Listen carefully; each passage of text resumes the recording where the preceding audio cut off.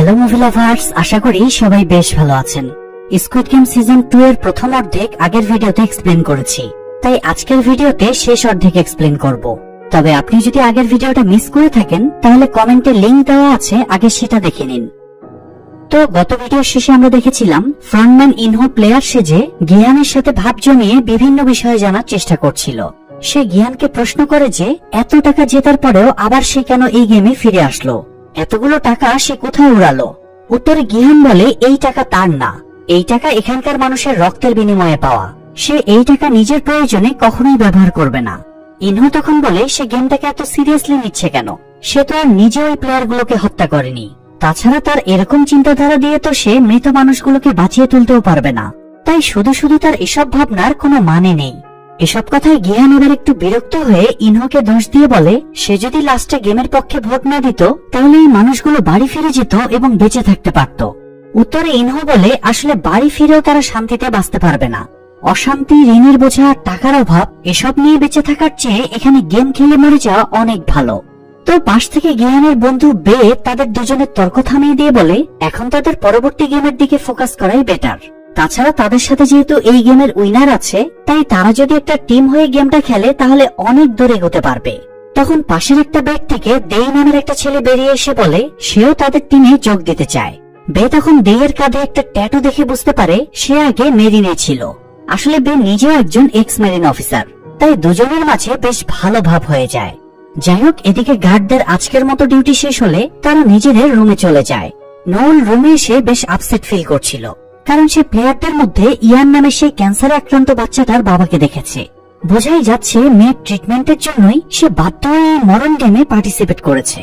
অন্যদিকে দেখা যায় রাতে সবাই ঘুমিয়ে পড়লে ইনহো গিয়ানের কাছে আবারও যায় এবং বলে তার স্ত্রী অসুস্থ হওয়ার পরে তাকে হাসপাতালে ভর্তি করা হয়। টেস্ট করে জানা যায় তার লিভার নষ্ট হয়ে গিয়েছে, পাশাপাশি এটাও জানা যায় তার স্ত্রী প্রেগনেন্ট। ডাক্তার বলেছিল বাচ্চাটা অ্যাবর্শন করে ফেলার জন্য, কিন্তু তার স্ত্রী জেদ ধরে বাচ্চা অ্যাবর্শনের চেয়ে বরং সে মারা যাবে। তাই এবার লিভার ট্রান্সপ্লান্টের চেষ্টা করা হয়, কিন্তু ডোনার পাওয়া যাচ্ছিল না। এর মধ্যে চিকিৎসায় অনেক টাকা খরচ হয়ে যায়, তাই চিকিৎসার জন্য তার অনেক টাকার প্রয়োজন হয়ে পড়ে। এ সময় সে তার এক পুরনো ক্লায়েন্টের কাছে কিছু আর্থিক সাহায্য চায়, কিন্তু অফিসে তার বিরুদ্ধে অভিযোগ আসে সে নাকি ঘুষ হিসেবে টাকাগুলো নিয়েছে, ফলে তার চাকরিটাও চলে যায়।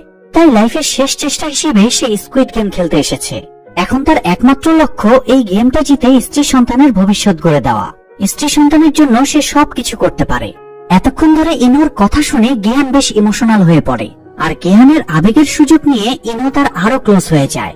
মানে এই কাহিনী তো ভাই আমাদের দেশের ভাইরাল কাহিনীকেও হার মানাবে। যাই হোক, সিন শিফট হলে দেখা যায় কয়েকজন ডাক্তার মিলে প্লেয়ারদের ডেড বডি থেকে অর্গান বের করছে। মানে আগের বারের মতো এবারও অবৈধ অর্গান বিক্রির রমরমা ব্যবসা চলছে, কিন্তু এবার তারা শুধুমাত্র একটা প্লেয়ারের অর্গান বের করতে পেরেছিল, কারণ প্লেয়ারগুলোর অধিকাংশকেই হেডশটে মারা হয়েছে, আর হেডশটে মরলে অর্গান দ্রুত নষ্ট হয়ে যায়। এই জন্য ডাক্তার বেশি অর্গান কালেক্ট করতে পারছে না। ব্যাপারটা গার্ড মার্কসম্যানকে জানায়। এই মার্কসম্যানই বর্তমানে ফ্রন্টম্যান হিসেবে দায়িত্ব পালন করছে, কেননা ফ্রন্টম্যান ইনহো তো প্লেয়ার সেজে গেমে অংশগ্রহণ করেছে। তো মার্কসম্যান এখানে জানতে পারে এই হেডশট গুলো নোল করেছে, তাই সে নোলকে ডেকে পাঠায়। সে নোলকে বলে তোমাকে 7 বছর আগে আমি বেহাল দশায় হাসপাতালে পেয়েছিলাম, শুনেছিলাম তুমি কারো হেল্প ছাড়াই জাস্ট একটা রাইফেল দিয়ে পুরো সার্চ টিমকে হত্যা করে উত্তর কোরিয়া আর দক্ষিণ কোরিয়ার বর্ডার ফাঁকি দিয়ে এখানে এসেছিলে। তখনই বুঝেছিলাম তোমার মধ্যে পটেনশিয়াল কিছু আছে, তাই আমি তোমাকে তখন বাঁচিয়েছিলাম এবং এখানে কাজ দিয়েছি, তাই আমার নির্দেশ অমান্য করার চিন্তাও করো না। নোল বলে আমাকে দুনিয়ার সবচেয়ে ইউজলেস মানুষদের হত্যা করার কাজ দেওয়া হয়েছে, আর আমি সেটাই দায়িত্ব সহকারে পালন করছি। মার্কসম্যান তখন বলে আগেরবার তারা প্লেয়ারদের ভেতর থেকে একজন ডাক্তারকে দিয়ে এই কাজগুলো করাতো বলে ধরা পড়েছিল, কিন্তু এবার সে গার্ড হিসেবে একজন ডাক্তারকে হায়ার করে নিয়ে এসেছে, তাই ধরা পড়ার কোনো চান্সই নেই। তাছাড়া এইসব ব্যর্থ ইউজলেস মানুষগুলো তো এমনিতেও মারা যাবে, তাই তাদের অর্গান যদি মানুষের উপকারে লাগে তাহলে দোষের কি আছে। সে নির্দেশ দেয় নোল যেন প্লেয়ারদের আর হেডশটে না মারে, তবে নোল হ্যাঁ বা না কোনো উত্তর না দিয়ে চলে যায়। এদিকে অফিসার জুনহোকে দেখা যায় সে এখনো গিয়ান এবং স্কুইড গেমের লোকেশন খুঁজে বের করার জন্য সর্বোচ্চ চেষ্টা চালিয়ে যাচ্ছে। সে আবারও চিফ অফিসারের কাছে যায় সাহায্যের জন্য। চিফ অফিসার তাকে ঊর্ধ্বতন কর্মকর্তার কাছে নিয়ে যায়, কিন্তু তিনি জুনহোর এরকম আজগবি কথার উপর ভিত্তি করে কোনো অ্যাকশন নেবে না বলে জানিয়ে দেন। তবে তবুও জুনহো থেমে থাকে না। সে ক্যাপ্টেন পার্ক এবং চোয়ের সাথে যোগাযোগ করে ইনস্ট্রাকশন দেয় এবার তারা 2টা জাহাজ নিয়ে গিহানকে খুঁজতে বের হবে। দুটো জাহাজ দুদিক দিয়ে বিভিন্ন দ্বীপে খোঁজাখুঁজি করবে, তাই তারা সার্চ টিম বানানোর জন্য আরো সোলজার জোগাড় করতে শুরু করে। অন্যদিকে মিগিকে দেখা যায় গতরাতে থানোসের হাতে মার খাওয়া জায়গাগুলো সে হাত দিয়ে চেক করছিল কোনো ব্যথা আছে কিনা। তখনই তার সামনে তার গার্লফ্রেন্ড জুনহি এসে দাঁড়ায়। জুনিও এখানে খেলতে এসেছে দেখে সে খুব অবাক হয়। তাছাড়া জুনি তো প্রেগনেন্টও ছিল। মিগি তাকে বলেছিল বাচ্চাটা অ্যাবর্শন করে ফেলতে, কিন্তু জুনি সেটা করতে চাইছিল না। এই নিয়ে দুজনের মাঝে ঝামেলা চলছিল, কিন্তু তাদের এখানে এভাবে দেখা হয়ে যাবে এটা তারা ভাবতেও পারেনি। মিগি জুনিকে বলে টাকা পয়সা ছাড়া সেই বাচ্চাটাকে কিভাবে মানুষ করবে। জুনি বলে আমার বাচ্চাকে বড় করার জন্য তোমার মতো অমানুষের প্রয়োজন নেই, আমি এই গেম থেকে জেতা টাকা দিয়ে ওকে মানুষ করব। এই বলে সে চলে যায়। এর মধ্যে আবার অ্যালার্ম বেজে ওঠে এবং মাইকে অ্যানাউন্স করা হয় সেকেন্ড রাউন্ডের জন্য সবাই যেন প্লেগ্রাউন্ডে চলে আসে। তো অ্যানাউন্সমেন্ট শুনে সবাই প্লেগ্রাউন্ডে যায়, কিন্তু প্লেগ্রাউন্ডে গিয়ে দেখা যায় সেকেন্ড রাউন্ডে এবার ডালগোনা গেম রাখা হয়নি, এবার সম্পূর্ণ ভিন্ন কোনো গেম রাখা হয়েছে। এটা শুনে গিহান নিজেও বেশ হকচকিয়ে যায়। আর গতকাল যারা তাকে তোষামত করেছিল তারাই এবার তাকে গালাগাল শুরু করে দেয়। যাই হোক, সেকেন্ড রাউন্ডের জন্য প্লেয়ারদেরকে বলা হয় তারা যেন 5 জন করে এক একটা গ্রুপে ভাগ হয়ে যায়। টিম বানানোর জন্য তাদেরকে 10 মিনিট সময় দেওয়া হয়। সবাই তখন গেমের জন্য শক্তিশালী প্লেয়ারদেরকে সিলেক্ট করছিল, তাই প্রেগন্যান্ট জুনহিকে কেউই টিমে নিচ্ছিল না। যদিও শেষে গিহান জুনহিকে তার টিমে নিয়ে নেয়। আর আগে থেকেই যেহেতু গিহানের টিমে ইনহো, বে এবং দেই ছিল, তাই জুনহি যোগ দেওয়ায় তার টিমে মোট 5 জন প্লেয়ার কমপ্লিট হয়ে যায়। যাই হোক, টিম বানানো শেষ হলে তাদেরকে এই রাউন্ডের গেমের সাথে পরিচয় করিয়ে দেওয়া হয়। এই রাউন্ডে তাদের মোট 5টা মিনি গেম খেলতে হবে। প্রতিটা টিমের 5 সদস্যের প্রত্যেকের পা একে অপরের পায়ের সাথে বাঁধা থাকবে। আর গেম হিসেবে এবার রাখা হয়েছিল প্রথমে দাগজি, দ্বিতীয়তে ফ্লাইং স্টোন, তৃতীয়তে ছিল ডাইস বা গুটি খেলা, এরপরে ছিল লাটিম ঘোরানো এবং সবশেষে হলো জেগি। জেগি হলো পায়ের উপর একটা টার্সেল বলকে ফুটবলের মতো 5 বার কিক করতে হবে। যাই হোক, এই গেমগুলো শেষ করার জন্য তাদেরকে 5 মিনিট সময় দেওয়া হবে। আর প্রতিটা টিমের এক একজন প্লেয়ার এক একটা করে গেম খেলবে। কোন প্লেয়ার একাধিক গেম খেলতে পারবে না। তাদের খেলা শুরুর আগে ঠিক করে নিতে হবে কে কোন গেমে টাস্ক কমপ্লিট করবে। তো প্রথমে দুটো টিম খেলতে যায়। দুটো টিমই কয়েকটা করে টাস্ক কমপ্লিট করে ফেলে, কিন্তু শেষ পর্যন্ত দেখা যায় টাইমের ভেতরের দুটো টিমের কোনো টিমই সবগুলো টাস্ক কমপ্লিট করতে পারেনি। তাই দুটো টিমেরই 10 জন প্লেয়ারকেই শুট করে দেওয়া হয়। এরপরে গার্ডরা কফিন এনে সেই প্লেয়ারদের তুলে নিচ্ছিল। তখন দেখা যায় এদের মধ্যে একজন প্লেয়ার তখনও জীবিত আছে।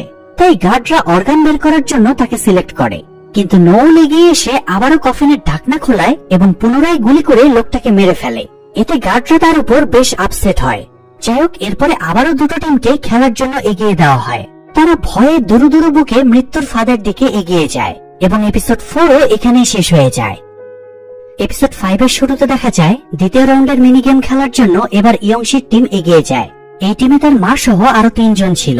তো প্রথমে দাগজি খেলার জন্য একজনকে দায়িত্ব দেওয়া হয়, কিন্তু সে কয়েকবার চেষ্টার পরেও দাগজি কার্ড উল্টাতে পারছিল না। তখন টিমের আরেকজন তাকে সাজেশন দেয় সে যেন হাতের কার্ডটা উল্টো করে ধরে দাগজি কার্ডের উপরে মারে। তো তার সাজেশন ফলো করায় এবার সত্যিই দাগজি কার্ড উল্টে ফেলে। প্রথম মিনি গেম শেষ করে এবার তারা দ্বিতীয় মিনি গেমের দিকে এগিয়ে যায়। এবার ছিল স্টোনের গেম। এই গেমটা খেলার দায়িত্ব ছিল ইয়ংশির কাঁধে, কিন্তু সে স্টোন ছুড়ে স্টোনে লাগাতে ব্যর্থ হয়। তখন তার মা তাকে কনফিডেন্স দিতে বলে ওই স্টোনটাকে ওইসব লোকগুলোর চেহারা হিসেবে কল্পনা করো যারা তোমাকে চিট করে জুয়ায় হারিয়েছিল। তখনই ইয়ংশি রেগে উঠে এবং জোরে স্টোন ছুড়ে মারে, আর এবার একদম সোজা গিয়ে স্টোনটা স্টোনের সাথে লেগে যায়। সেই সাথে তাদের সেকেন্ড মিনি গেমও কমপ্লিট হয়ে যায়। এরপরে থার্ড মিনি গেমটা ছিল ডাইস, আমাদের গ্রাম বাংলায় যেটাকে গুটি খেলা বলা হয় আর কি। এই গেমটা কমপ্লিট করার দায়িত্ব পায় ইয়ংসির মা। তো বয়সের ভারে বৃদ্ধা মা গুটিগুলো ঠিকভাবে ক্যাচ করতে পারছিল না। তখন পাশ থেকে ইয়ংশি বলে এই গুটিগুলো তুমি সেই মহিলার চুল হিসেবে কল্পনা করো যার জন্য বাবা আমাদের ছেড়ে চলে গিয়েছিলেন। ইয়ংশির মা তখন ঠিক তাই কল্পনা করে এবং খপ করে সবগুলো গুটি একসাথে ধরে ফেলে। ফলে এই গেমটাও কমপ্লিট হয়ে যায়। এরপরে চতুর্থ গেমটা ছিল লাটিম ঘোরানো। এটা খেলার দায়িত্ব যিনি পায় তিনি মূলত একজন তান্ত্রিক ছিল, কিন্তু সে মুখে ফটর ফটর করলেও কাজের ব্যাপারে একদম জিরো। তার উপর আবার মেঝেতে রক্ত দেখে সে আরো ঘাবড়ে যায়। তাই লাটিমের দড়িটাও সে ঠিকভাবে পেঁচাতে পারছিল না। এই জন্য সে হাল ছেড়ে দিয়ে বলে তাদের কপালে হয়তো মৃত্যুই লেখা আছে। তখন তাদের টিমের একজন পাশ থেকে তাকে কয়েকটা চট থাপ্পড় দিয়ে নাক মুখ ফাটিয়ে বলে এই গেমটা যদি তুই কমপ্লিট করতে না পারিস তাহলে মরার আগে আমি তোকে মেরে ফেলবো। আসলে প্রবাদ আছে না, মায়ের উপরে কোনো ওষুধ নাই, আর এই ক্ষেত্রেও তাই হয়। মায়ের খেয়ে একদম এক চান্সে সেই লোকটা লাটিম ঘুরিয়ে ফেলে। তবে ততক্ষণে সময় প্রায় শেষের দিকে, অথচ এখনো তাদের একটা গেম বাকি আছে। আর এবারের গেমটা ছিল জেগি, মানে পায়ের উপরে একটা টার্সেল বলকে ফুটবলের মতো করে 5 বার কিক করতে হবে। এবার লাস্ট প্লেয়ারের উপর এই গেমটা খেলার দায়িত্ব ছিল, কিন্তু এতগুলো মানুষ তার দিকে তাকিয়ে থাকায় সে অস্বস্তি ফিল করছিল। তাই সে সবাইকে ঘুরে দাঁড়াতে বলে। সবাই ঘুরে দাঁড়ালে সেও এক চান্সে বলটাকে 5 বার কিক মারে এবং সবগুলো মিনি গেম কমপ্লিট করে তারা এই রাউন্ড জিতে যায়। তাদের এই জয় দেখে সেখানে থাকা সব প্লেয়ার আনন্দ উল্লাসে ফেটে পড়ে, কারণ এরাই সবগুলো টাস্ক কমপ্লিট করা প্রথম টিম ছিল। তাই তাদের দেখে আরো অনেক টিম সেলফ কনফিডেন্স ফিরে পায়। তো এভাবে প্রতিটা টিমই এক এক করে খেলতে আসে। এর মধ্যে অনেকগুলো টিম গেম কমপ্লিট করে রুমে চলে যায়, আবার অনেকগুলো টিম হেরে গিয়ে মরে যায়। আর সবশেষে খেলতে আসে গিহানের টিম। তাদের সাথে কম্পিটিশনের জন্য আরেকটা টিমকেও পাঠানো হয়। দুটো টিমই একে অপরকে গেমগুলো শেষ করতে শুভকামনা জানায়। এরপরে গেম শুরু হয়। গিহানের টিমে সে ছাড়া বাকি 4 জন ছিল জুনহি, বে, দেই এবং ইনহো। প্রথমে জুনহি সহজেই ডাকজি গেম কমপ্লিট করে, এরপরে বে ফ্লাইং স্টোন গেম কমপ্লিট করে ফেলে, তারপরে ডাইস গেমটা দেই কমপ্লিট করে ফেলে। তারা 3 জনে খুব দ্রুত 3টা গেম কমপ্লিট করে ফেলে। তাই সবাই ভেবেছিল টাইম শেষ হবার অনেক আগেই হয়তো তারা গেম কমপ্লিট করে রুমে ফিরে যাবে। কিন্তু ঝামেলা বাঁধে ইনহোর বেলায়। চতুর্থ গেম হিসেবে তাকে লাটিম ঘোরানোর দায়িত্ব দেওয়া হয়েছিল, কিন্তু সে ইচ্ছাকৃতভাবে লাটিম ঘোরাতে না পারার ভান ধরে। লাটিম ঘোরানোর নামে সে বারবার লাটিমটা এদিক সেদিক ছুঁড়ে মারতে থাকে, ফলে তাদের অনেক টাইম নষ্ট হতে থাকে। এক পর্যায়ে সে নিজেকে আঘাত করতে শুরু করে, যাতে তাকে দেখে হতাশ মনে হয় এবং কেউ বুঝতে না পারে সে ইচ্ছে করে এগুলো করছে। কিন্তু গিহান তাকে সান্ত্বনা এবং অনুপ্রেরণা দিলে পরের দফায় সে লাটিমটা ঘুরিয়ে ফেলে। এবার লাস্ট গেমের দায়িত্ব আসে গিহানের কাছে। সে টার্সেল বলটা কিক করার দায়িত্ব পায়। তো 4 বার কিক মারার পরে বলটা একটু দূরে ছিটকে যায়, সেটা প্রায় মাটিতে পড়েই যাচ্ছিল। আর ঠিক তখনই পাশ থেকে ইনহো তার পাটা সামনের দিকে এগিয়ে দেয়। যেহেতু সবার পা একে অপরের সাথে বাঁধা ছিল, তাই লাস্ট মুহূর্তে বলটা গিহানের পায়ের উপরেই পড়ে, ফলে 5 বার কিক মারা কমপ্লিট হয়ে যায়। তাই সবগুলো গেম কমপ্লিট করে তারা এই রাউন্ডটাও জিতে যায়। কিন্তু অন্য টিমটা নিজেদের টাস্ক কমপ্লিট করতে না পারায় তাদের মেরে ফেলা হয়। এতে গিহানরা একটু আপসেট হয়। তবে রুমে ফেরার পর তাদেরকে দেখে কিছু লোক আরো বেশি আপসেট হয়, কারণ তারা বেঁচে থাকায় বাকিদের প্রাইস মানি কিছুটা কম হয়ে গেল। যাই হোক, এদিকে খেলা শেষে গার্ডদের রুমে ফেরার নির্দেশ দেওয়া হয়। রুমে ফেরার সময় দুজন গার্ড হঠাৎ নোলকে অ্যাটাক করে, কারণ সে তো আজকেও কয়েকজন প্লেয়ারকে হেডশটে মেরে ফেলেছে। তাছাড়া কফিন খুলে ওই আত্মরা প্লেয়ারটাকেও সে মেরে ফেলেছে। এই জন্য গার্ডদের অর্গান বাণিজ্যে আজকেও অনেক লস হয়েছে। ফলে সব গার্ডরা তার উপরে ক্ষেপেছিল। নিজেকে বাঁচাতে নোল ফাইট ব্যাক করে, কিন্তু দুজন শক্ত সমর্থ পুরুষের সাথে সে পেরে ওঠে না। নোল তখন মার্কসম্যানকে অভিযোগ জানানোর কথা বললে গার্ডরা জানায় তারা মার্কসম্যানের নির্দেশেই কাজ করে। তারা নোলকে লাস্ট ওয়ার্নিং দিয়ে চলে যায়, আর আবারও যদি সে তাদের বিরুদ্ধে কাজ করে তবে এবার তার আঙ্গুলগুলো কেটে ফেলা হবে, যাতে সে আর কখনো স্নাইপারের ট্রিগার চাপতে না পারে। যাই হোক, অন্যদিকে প্লেয়াররা খেলা শেষ করে বিশ্রাম নিচ্ছিল। তখন গার্ডরা এসে জানায় দ্বিতীয় রাউন্ড শেষে এখন তাদের মোট প্রাইস মানি দাঁড়িয়েছে 20 বিলিয়নে, এবং এখন যেহেতু 255 জন প্লেয়ার বেঁচে আছে, তাই প্রত্যেকের ভাগে প্রায় 79 মিলিয়ন করে পড়ছে। কিন্তু এত কম টাকা নিয়ে এবারও তারা সন্তুষ্ট ছিল না। গার্ডরা তখন আগের মতোই তাদেরকে লোভ দেখায় যে পরের রাউন্ডগুলোতে তারা আরো অনেক বেশি টাকা কামাতে পারবে, কিন্তু তার জন্য আগে ভোটের মাধ্যমে নিশ্চিত করতে হবে তারা আসলেই পরের রাউন্ডে খেলতে চায় কিনা। তো নিয়ম অনুযায়ী রাউন্ড শেষের ভোট শুরু হয়। গিহান তার টিমের সবাইকে বলে তারা যেন গেম বন্ধের পক্ষে ভোট দেয়, তাহলে এখান থেকে বেরিয়ে যাওয়ার পরে সে নিজেই তাদের টাকা দিয়ে সাহায্য করবে। তো টিমের বাকিরা গিহানের কথা মতো ভোট দিলেও তার বন্ধু বে গেমের পক্ষেই ভোট দেয়। এদিকে ইয়ংশির মা তাকে বলে তাদের দুজনের টাকা এক জায়গায় করলে 150 মিলিয়ন হয়ে যাবে। এই টাকা দিয়ে তারা সব ঋণ পরিশোধ করে দিতে পারবে। তাই এখন তাদের জীবন বাঁচিয়ে ফিরে যাওয়া উচিত, আর বাকিটা জীবন তারা ক্ষেত খামারি করে সুন্দরভাবে কাটিয়ে দিতে পারবে। তাই তিনি ইয়ংশিকে গেম বন্ধের পক্ষে ভোট দিতে বলে। কিন্তু ইয়ংশি ঋণের ব্যাপারে তার মায়ের কোনো ধারণাই ছিল না। আসলে এই টাকায় ইয়ংশির ঋণ শোধ হবে না, তাই সে গেমের পক্ষে ভোট দিয়ে দেয়। এটা দেখে তার মা খুব হতাশ হয়। তো এভাবে একে একে সব প্লেয়ার পক্ষে বিপক্ষে ভোট দিতে থাকে। একসময় ভোটিং শেষ হলে দেখা যায় অধিকাংশ প্লেয়ারই গেমের পক্ষে ভোট দিয়েছে। তাই আবারও গেম কন্টিনিউ রেখে সেদিনের মতো সবাইকে খাবার এবং ঘুমানোর সুযোগ দিয়ে গার্ডরা চলে যায়। এরপরে মিগিকে দেখা যায় সে ওয়াশরুমে ফ্রেশ হতে গিয়েছিল। তখন থানোস তার দলবল নিয়ে তাকে টিচ করতে শুরু করে। একে তো সে থানোসের লসের টাকা দেয়নি, তার উপরে আবার সে আজ গেম বন্ধের পক্ষে ভোট দিয়েছে। তো এই নিয়ে থানোস মিগির উপরে জোর জবরদস্তি শুরু করে। তখন ওয়াশরুমে ইনহো আর গিহানরা আসে। তাদের দেখে থানোস মিগিকে ছেড়ে দিয়ে চলে যায়। তবে এটা দেখার পরে গিহান সতর্ক হয়ে যায়। সেভাবে এভাবে রেশারেশি বাড়তে থাকলে একসময় প্লেয়াররা খুনাখুনিতে মেতে উঠবে। তাই রাতে ঘুমানোর আগে সে সবাইকে অ্যালার্ট হয়ে থাকতে বলে। কারণ এখানে অনেক সময় এক গ্রুপের প্লেয়ার অন্য গ্রুপের উপর অ্যাটাক করে তাদের মেরে ফেলে, যাতে প্লেয়ার কমে যায় এবং প্রাইস মানিও বেড়ে যায়। আর এক্ষেত্রে গার্ডরাও কোনো হস্তক্ষেপ করে না। তাই সবাইকে ঘুমাতে দিয়ে গিহান আজ রাতটা জেগে পাহারা দেবার সিদ্ধান্ত নেয়, যদিও সেই রাতে তেমন কিছুই ঘটে না। এদিকে অফিসার জুনহোকে দেখা যায় সে দুটো শিপ নিয়ে আবারও সমুদ্রে নেমে পড়ে। তাদের দুটো টিম এবার সমুদ্রের দুই দিকের দ্বীপগুলো খুঁজে দেখবে কোথায় এই স্কুইড গেমের প্লেস বানানো হয়েছে। অন্যদিকে সকালে সব প্লেয়ারদের জাগিয়ে তুলে তৃতীয় রাউন্ডের জন্য প্লে গ্রাউন্ডে নিয়ে আসা হয়। এই রাউন্ডের গেমের নাম হলো মিঙ্গেল। এই গেমের রুলস হলো সব প্লেয়ারকে একটা প্ল্যাটফর্মের উপর দাঁড়াতে বলা হয়। সবাই দাঁড়ানোর পরে প্ল্যাটফর্মটা ঘুরতে শুরু করবে এবং র্যান্ডমলি একটা নম্বর বলা হবে। যে নম্বরটা বলা হবে সেই নম্বর অনুযায়ী গ্রুপ বানিয়ে প্লেয়ারদের 30 সেকেন্ডের ভেতরে এখানকার বিভিন্ন ঘরে ঢুকে পড়তে হবে। যেমন ধরুন তাদের নম্বর দেওয়া হলো 7, তখন প্লেয়াররা 7 জন করে এক একটা গ্রুপে ভাগ হয়ে যাবে। এরপরে 30 সেকেন্ডের ভেতরে প্লেগ্রাউন্ডের যে কোনো একটা ঘরে একসাথে ঢুকে দরজা আটকে দেবে। যদি তারা 30 সেকেন্ডের ভেতরে কাজটা কমপ্লিট করতে পারে তাহলেই তারা বেঁচে যাবে। তবে যদি 7 জনের কম বা বেশি সংখ্যক প্লেয়ার ঘরে ঢোকে তাহলে সবাইকে মেরে ফেলা হবে। আবার যদি টিম বানাতে বানাতেই 30 সেকেন্ড পার হয়ে যায় তাহলেও সবাই মারা যাবে। তো যাই হোক, গেমের নিয়ম বুঝিয়ে দেওয়ার পরে সব প্লেয়ার এসে প্ল্যাটফর্মের উপরে দাঁড়িয়ে যায় এবং প্ল্যাটফর্মটা ঘুরতে শুরু করে। আর এখানেই এপিসোড 5 শেষ হয়ে যায়। তো এপিসোড 6 এর শুরুতে প্ল্যাটফর্মটা ঘুরতে দেখা যায়।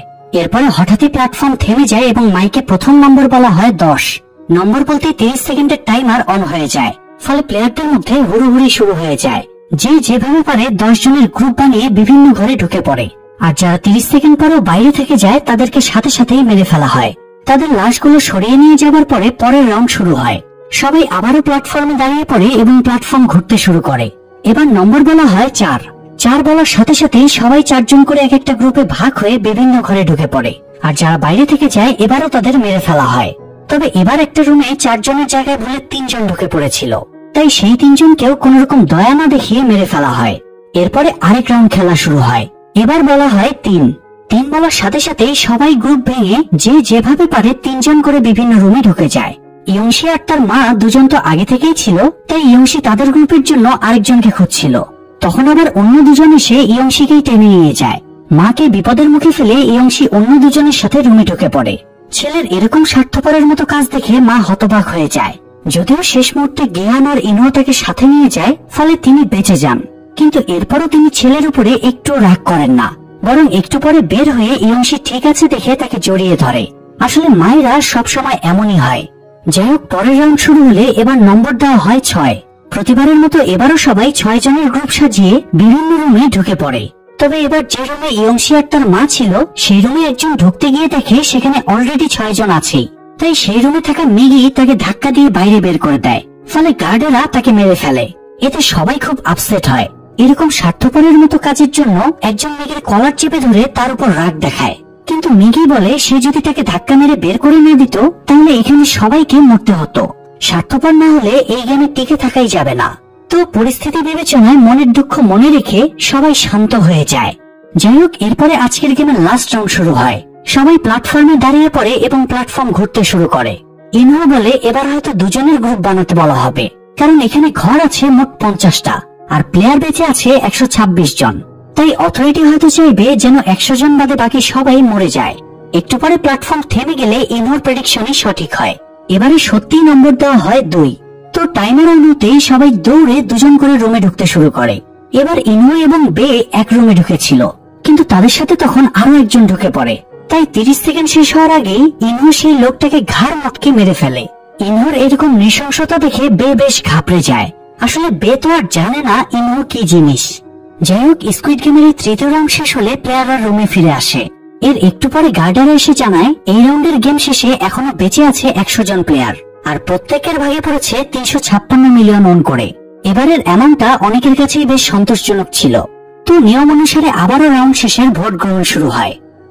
অন্যদিকে তখন জুনহোকে দেখা যায় সে তার দলবল নিয়ে একটা দ্বীপের কাছে চলে এসেছিল। সে ড্রোন ক্যামেরায় জঙ্গলের ভেতরে একটা পাতাল ঘরের মতো দেখতে পায়। এটা দেখে সে ফোর্স নিয়ে সেখানে চলে যায়। তারা ধারণা করে এর নিচেই হয়তো স্কুইড গেমের প্লেস বানানো হয়েছে। তাই একজন সোলজার পাতাল ঘরের দরজাটা খোলার জন্য এগিয়ে যায়, কিন্তু সে পাতাল ঘরের দরজাটা খুলতেই সেখানে ব্লাস্ট হয় এবং সোলজারটা মারা যায়। আর বাকিরাও ভয় পেয়ে সেখান থেকে সরে আসে। এদিকে ভোট গ্রহণ তখন শেষের দিকে। আজকে গেমের পক্ষে বিপক্ষে সমান তালে ভোট পড়ছিল।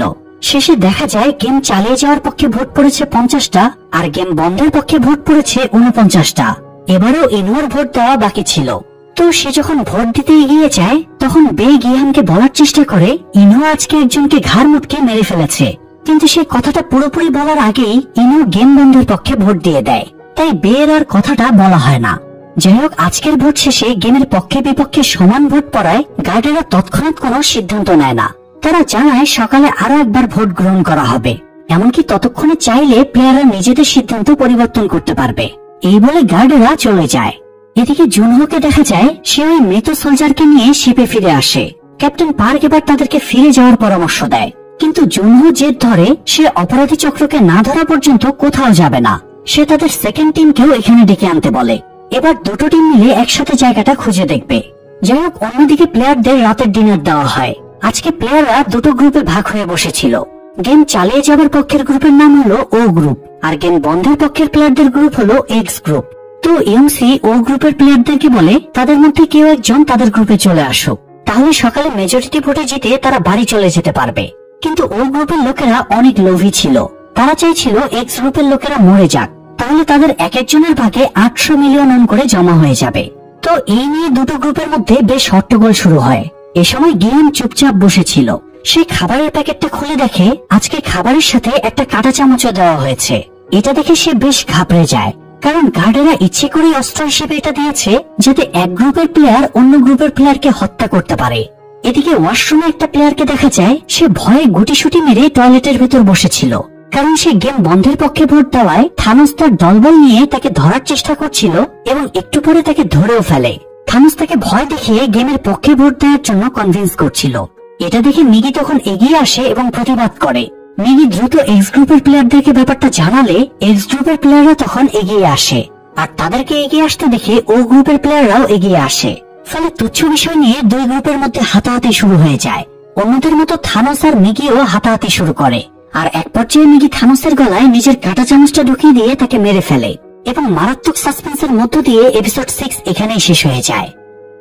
তো এপিসোড 7 এর শুরুতে দেখা যায় এখানে রক্ত দেখার পরে প্লেয়াররা আরো বেশি উগ্র হয়ে যায়, ফলে হতাহত বেড়ে আরো কয়েকজন মারা যায়। আর গার্ডরা সব জেনে বুঝেও ওয়াশরুমের দরজার বাইরে চুপচাপ দাঁড়িয়ে থাকে। আর এদিকে যারা রুমে বসেছিল তারা কাউন্টিং স্ক্রিনে প্লেয়ারের সংখ্যা কমতে দেখে বুঝে উঠতে পারছিল না যে ওরা কিভাবে মারা যাচ্ছে। তো একটু পরে মারামারি করে বেঁচে ফেরা প্লেয়াররা রুমে এসে পুরো ঘটনাটা জানায়। এতে দুই গ্রুপের মাঝে রেষারেষি আরো বেড়ে যায়। অন্যদিকে জাহাজে ড্রোন ক্যাপ্টেনের হঠাৎ ঘুম ভেঙে যায়। সে বেশি ড্রিঙ্ক করে ফেলায় তার বমি পাচ্ছিল। তো বমি করে সে নিজের ডেকে যাবার সময় হঠাৎ ক্যাপ্টেন পার্ককে দেখতে পায়। সে এগিয়ে গিয়ে দেখে ক্যাপ্টেন পার্ক ড্রোনটা নিয়ে কিছু একটা করছে। ড্রোন ক্যাপ্টেন এই ব্যাপারে ক্যাপ্টেন পার্ককে জিজ্ঞেস করলে সে কথা ঘুরিয়ে আমতা আমতা করে এটা সেটা বুঝিয়ে চলে যাচ্ছিল। তখন ক্যাপ্টেন পার্কের উপর তার সন্দেহ হয় এবং তাকে থামতে বলে, কিন্তু ক্যাপ্টেন পার্ক তাকে একটা স্ক্রুড্রাইভার দিয়ে মেরে ফেলে এবং জাহাজ থেকে ফেলে দেয়। আসলে ক্যাপ্টেন পার্ক মূলত ফ্রন্টম্যান ইনহোর নির্দেশেই কাজ করে। সেই কয়েক বছর আগে ইনহোর নির্দেশে জুনহোকে মনুষ্য অবস্থায় উদ্ধার করে নিয়ে গিয়েছিল, আর এখন বন্ধু সেজে থাকার ভান করে জুনহোর উপরে সে নজরদারি করছে যাতে জুনহো স্কুইড গেমের প্লেসের ব্যাপারে জানতে না পারে। যাই হোক, এদিকে দুই গ্রুপ নিজেদের পক্ষের প্লেয়ারদের গুনতে শুরু করে এবং দেখা যায় ওয়াশরুমের মারামারিতে 5 জন মারা গিয়েছে। তো এই 5 জনের মধ্যে 3 জন ছিল ও গ্রুপের এবং 2 জন ছিল এক্স গ্রুপের। সো এই মুহূর্তে গেমের পক্ষে মানে ও গ্রুপে বেঁচে আছে 47 জন এবং গেম বন্ধের পক্ষে মানে এক্স গ্রুপে বেঁচে আছে 48 জন। অর্থাৎ সকালের ভোটিং এর জন্য এক্স গ্রুপের একটা ভোট বেশি ছিল, তাই তারা ধারণা করে সকালের ভোটে তাদের মেজরিটি থাকবে এবং তারা গেম বন্ধ করে বাড়ি চলে যাবে। কিন্তু একটু পরে অ্যানাউন্সমেন্ট দেওয়া হয় 30 মিনিট পরে লাইট অফ করে দেওয়া হবে। তখন গিয়ান তার এক্স গ্রুপকে বলে এই লাইট অফ হয়ে যাওয়ার পরে ও গ্রুপের লোকেরা তাদের উপর অ্যাটাক করবে যাতে তাদের মেজরিটি থাকে এবং প্রাইস মানিও বেড়ে যায়। তাই সে তার এক্স গ্রুপের সবাইকে সতর্ক থাকতে বলে। ইনু তখন সাজেশন দেয় ও গ্রুপ অ্যাটাক করার আগে তারাই বরং অ্যাটাক করবে, এতে তাদের সার্ভাইভ করার চান্স বেড়ে যাবে। কিন্তু গিহান বলে এই গেমটা যারা পরিচালনা করছে তারা তো এটাই চায়, তারা প্লেয়ারদের মারামারি দেখে আরো বেশি এনজয় করবে, আর এই জন্য তারা এমনটা করবে না, বরং তারা এবার অন্য ট্রিক্স খাটাবে।